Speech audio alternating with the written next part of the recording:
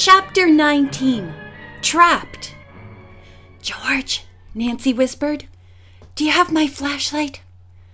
"Yes, but it's too dangerous for us to investigate below. Let's wait until Ned returns." Nancy flashed on the light. It revealed that the stairs led down to a dark, narrow tunnel beneath the old house. "I'll go alone," said Nancy. "You stay here and wait for Ned." "Aren't you taking too much of a chance?" George asked anxiously. "I'm sure our prisoner has an accomplice," Nancy whispered. "And I'm also convinced that there's some tie-in between the Mole Cur gang and the little man we found here. If that gong was a warning, someone may be downstairs destroying valuable evidence right now." Disregarding George's protests, Nancy beamed the light ahead and slowly descended the narrow steps. She moved deeper into the dark passageway below, and her light could not be seen from the doorway. George waited with growing uneasiness. Finally, she could not endure the suspense any longer. "Nancy!" she called softly. No answer. "I'm going down," she determined. On the old buffet stood an antique candlestick with a half-burned candle. Beside it lay a packet of matches. George lighted the candle and, holding it before her, descended the steps.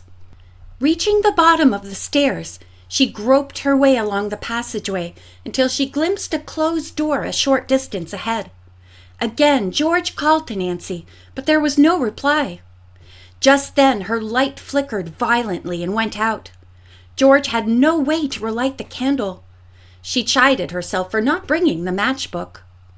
As she was about to turn back, George suddenly became aware of footsteps. The tread seemed too heavy to be Nancy's. George flattened herself into a deep niche in the wall. A figure and the dim rays of a flashlight passed close by her. Moments later, a tall man was silhouetted in the doorway at the top of the stairs. He went through and closed the door behind him. George stumbled up the stairway and tested the door. Her worst fears were confirmed. It was locked. She and Nancy were prisoners underneath the cottage. In desperation, George kicked and pounded on the door, shouting to be released. There was no response. "That man, whoever he is, has probably left the house," she thought. "Oh, I must find Nancy." Remembering the door in the passageway, George groped her way down again. At her touch, the door moved inward. George could see nothing, for the room was dark, but she did note a strange, sweet scent. As she breathed deeply, a dizzy, giddy feeling took possession of her. "Why, Nancy had these sensations just before she fell asleep on the cliff," George recalled. "I'm being drugged." With all the strength she could muster, George pulled the door tightly shut. She felt so weak her limbs barely could carry her away. Through sheer willpower, she stumbled along the passageway and up the stairs to the locked door. Dropping to the floor, she pressed her face close to the crack underneath and sucked in great gulps of uncontaminated air. At once, George felt better. Then, as she realized how narrowly she had escaped being drugged, a feeling of panic for Nancy's safety came over her. "I'll have to do something," George thought desperately. "But what? Oh, why doesn't Ned come?" At that moment, Nancy was indeed in need of help. After leaving George, she had reached the closed door in the passageway and cautiously opened it. A dim light burned overhead in the room, revealing a strange sight. Shelves along the walls were filled with bottles, vials, and flasks of colored liquid. There were large quantities of perfume, lipstick, and face powder. "The cosmetic factory!"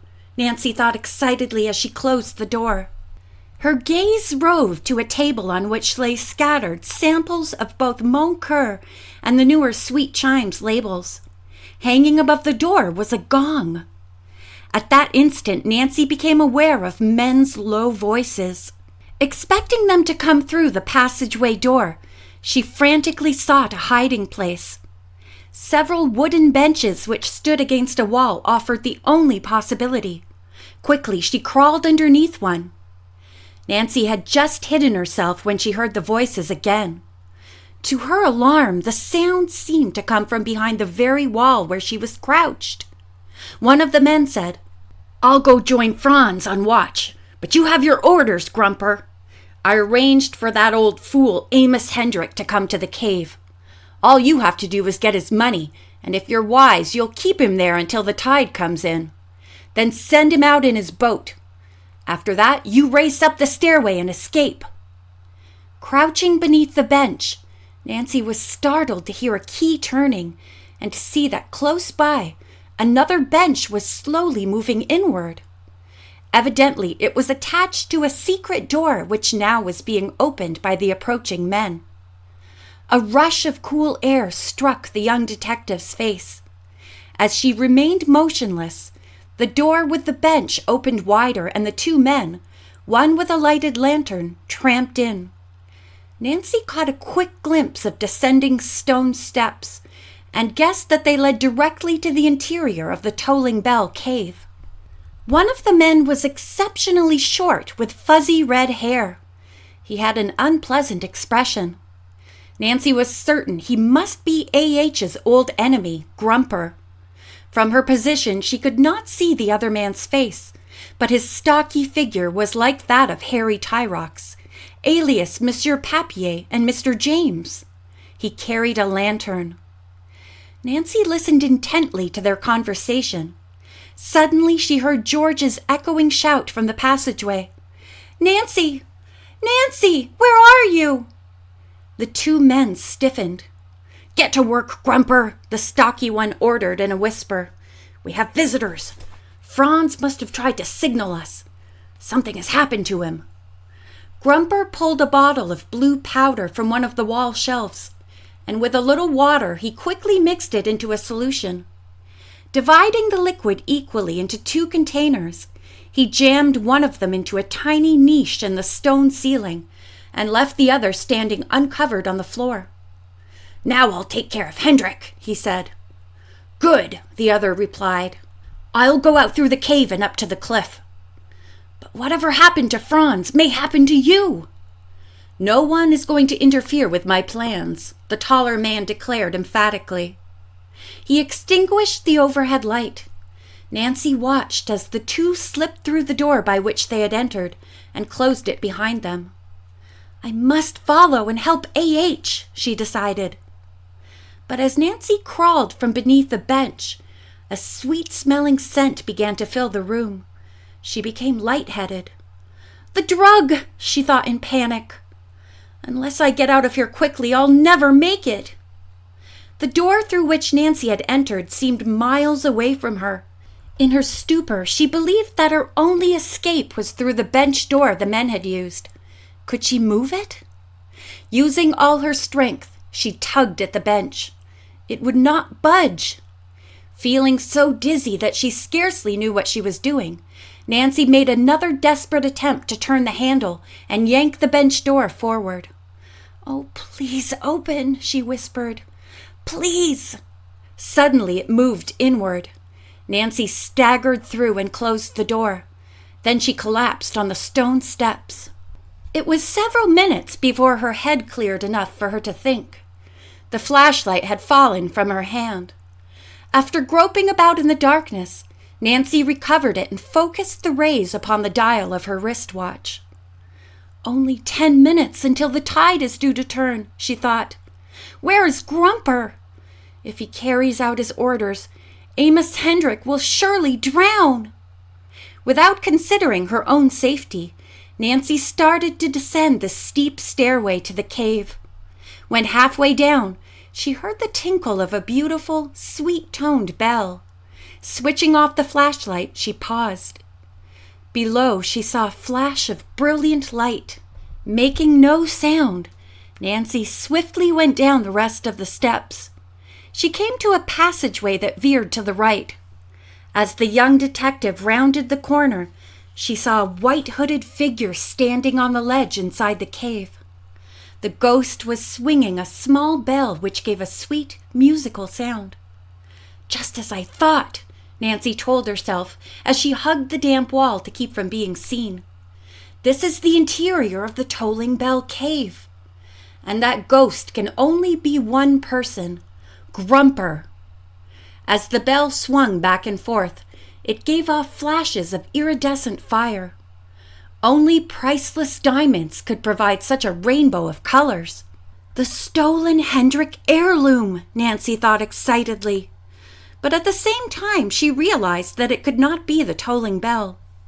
That has a much bigger, deeper sound. Suddenly, she heard the splash of oars. Someone in a boat had ventured deep into the cavern. Was the person Amos Hendrick? Or perhaps one of the Moncur gang? Glancing nervously at her watch, Nancy waited. At intervals, Grumper tinkled the bell. When the boat came quite close, he suddenly stripped off his ghost costume and flung it aside. Then, still clutching the precious bell, he crept forward. Nancy now could see that the man in the boat was Amos Hendrick.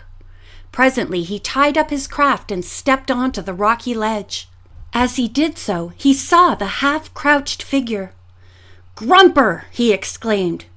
"So we meet at last." "Yes, you trailed me to Candleton, but it will do you no good," the little man cried out. "You're wrong," retorted A.H. His eyes gleamed as he looked at the bell. "I won't haggle over price, but you'll sell it to me or go to jail." Grumper chuckled evilly. "That's impossible. You couldn't get the police if you tried. It's too late. The hour of doom is upon you. The bell is mine. I will taste revenge for what your father did to my father." "Grumper, you're crazy. My family always treated your father with more respect and consideration than was his due. The truth is, he robbed my grandfather while working in his forge. Now give me the bell." "Neither of us will live to keep it," the elfin man retorted, backing away. "It will disappear, just as the ghost who has frightened folks away from this cave will vanish forever." "You're talking wild. Give me that bell or I'll take it from you. I have 3 times your strength, Grumper." "You may seize the bell, but you'll drown. Any moment now the ocean will rush through this cave." Nancy, knowing that the threat was not an idle one, called frantically from the stone stairway. "A.H. A.H. It's true! The tide will turn any minute. We must all get out of the cave before it's too late." The old man looked at the girl as if she were a ghost. "Nancy Drew! How did you get here?" "Never mind. We're all in danger," Nancy cried. "Follow me up these steps." Grumper snarled at the girl and barred the man's path. "You'll have to fight me to get past here," he chortled. "Anyway, it's too late. I can hear the water now." Hopping about gleefully, the crazed man swung the bell. A.H. pushed him aside and dashed for the steps. Grumper laughed wildly. "The waters will swirl to the very top of the cave stairs," he chuckled. "And the door to the lab locks itself from the outside." "Quick, you fool!" Hendrick cried. "Give us the key." "I threw mine away. We'll all die here together." Nancy and A.H. were frantic. Although escape seemed impossible, they started up the steps. Grumper trailed them, gloating over his enemy's predicament. When they reached the top, A.H. stood gasping for breath as Nancy turned to Grumper. "Why don't you try to save yourself?" she urged, hoping that he might know some other way out of the cave. "Your boss didn't ask you to give up your own life." "That guy who calls himself Monsieur Papier and Mr. James and half a dozen other names will no longer be my boss." Grumper laughed mirthlessly. "His real name is Harry Tyrox, and he's a trickster and a cheat. Why, he even tried to steal my jeweled bell and sell it to Hendrick. When I found him out, he bargained with me to share the money I'd get for it. But I've outwitted him. I'll take the bell with me to the bottom of the sea." "So that's what upset you." Nancy managed to speak soothingly as she tried desperately to gain their freedom. You thought Tyrox intended to take the bell. Just lead us out of this trap and we'll have police put that man behind bars."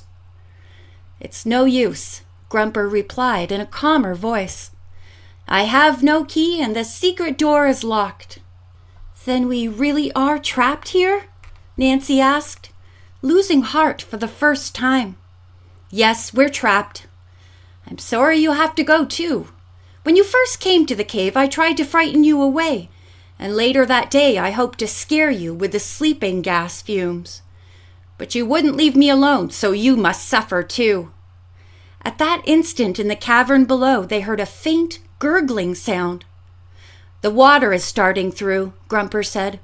"In a moment it will come with a rush."